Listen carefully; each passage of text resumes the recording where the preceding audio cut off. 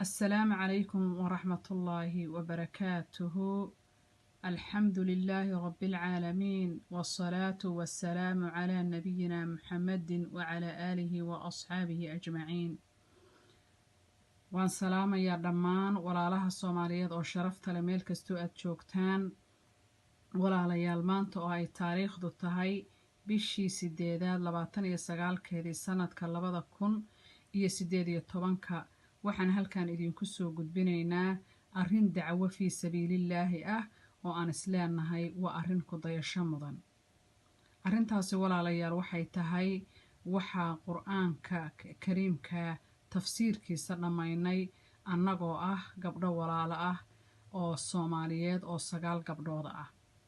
9ka gabdhood magacyadooda waxa weeye aniga oo Sacdiye ah anigoo Sacdiya Naciima Aamina Maama Faaduma Haaruun Aasiya Xuseen Sahra Xanaanto gabdhaha magacyadaas leh ayaanu nahay. walaalayaal ilaahay naxariistiisa waxaanu quraanka kariimka tafsiirkiisa bilownay sanadkii bishii labaad sanadkii 2011 tafsiirka quraanka kariimka ah waxaa noo bilaabay sheekhayaga Sheekh Maxamuud Axmed Xasan oo runtii sheekh lamida ama macallin lamida aan macnaha weligay arag dadka asagoo kala ahna ay aad u yar yihiin. ilaahay naxariistiisa iyo manigiisa walaalayaal quraanka markaanu bilaabaynay tafsiirkiisa waxaanu ahayn gabdho oo macnaha 14 gabdhood ah waxaana sugnaaday oo dhamaystay quraanka annagoo ah 9ka gabdhood aan magacyadooda sheegay.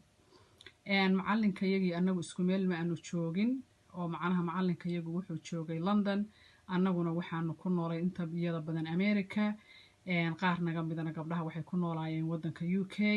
halkaas marka waxaad ka arkaysaa in macnaha aad qofku wax baran karo asagoon macallinkiisa la joogin isagoo ay kala fog yihiin oo qofku hadduu casiimo iyo go'aan la yimaado oo macnaha wax baran karo. arrintaa waxaan maanta u soo gudbinaynaa walaalayaal waxay tahay inay ku dayasho u noqoto dadka wanaagsan oo walaalaha iyaga ah oo wanaagii hadallada iyo waanada wanaagsan dhageysta maaragtay si ay uga faa'iideystaan. ilaahay subxaanahu wa ta'aala quraankiisa kariimka wuxuu ku yiri wadakir waani nabi maxamedow fa inna dikra waanadu tanfacu waxay anfacaysaa almu'miniina kuwa maaragtay Allah ka cabsada oo mu'miniinta ay anfacaysaa. sidoo kale xadiiskii rasuulka sallallahu alayhi wa sallam oo laga wariyay Anas ibn Malik radiyallahu anhu قال عن النبي صلى الله عليه وسلم أنه قال طلب العلم فريضة على كل مسلم.